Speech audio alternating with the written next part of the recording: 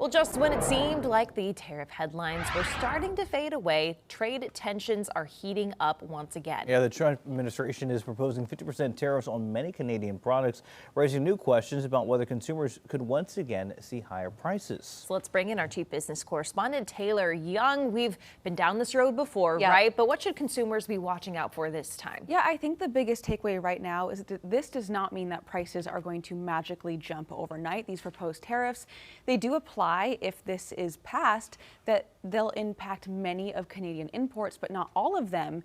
And whether or not consumers are impacted by these tariffs is really going to depend on how businesses respond to them. So as we know from history, we've learned over the last year, there is not a one-size-fits-all approach. But let's look at some of the products that could be affected. So the administration's proposal would put 50% tariffs on a wide range of Canadian goods, everything from wine and furniture to clothing, sporting goods and cement.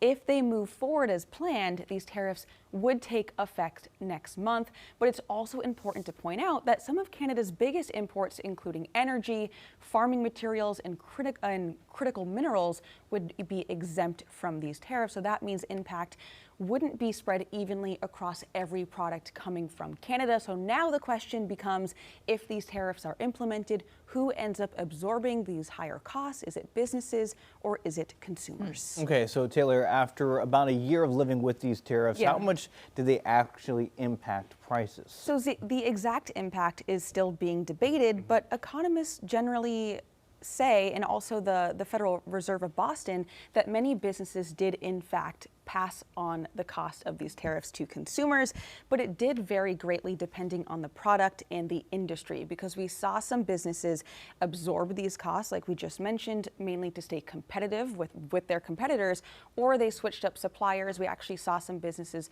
in Charlotte do that. They maybe bought from America or American suppliers to avoid paying those extra tariffs. So it wasn't a universal kind of outcome, but tariffs, absolutely, this is a fact, did create upward pressure on prices of many goods. And estimates vary, but studies show the average American family paid between $1,000 and $2,500 extra over the last year with these tariffs being implemented. All right, so what are we watching for now, and how will we be able to tell whether these tariffs are actually hitting consumers? Yeah, so I'll be watching two things very closely. Number one, whether the tariffs are actually implemented, because as we've known over the last year, I mean, trade policy can change really quickly. So that's the number one. And number two, as we've mentioned, how companies really respond. Are they going to absorb these costs? Consumers may not notice a difference at all if that's the case.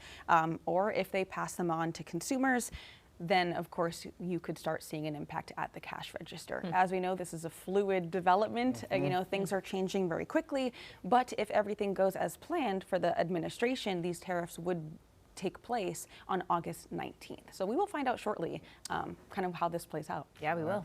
Again, our chief business correspondent, Taylor Young, as she said, TBD. All right, Taylor, thank you. Queen City News Plus. Just search Queen City News on your smart TV's app store.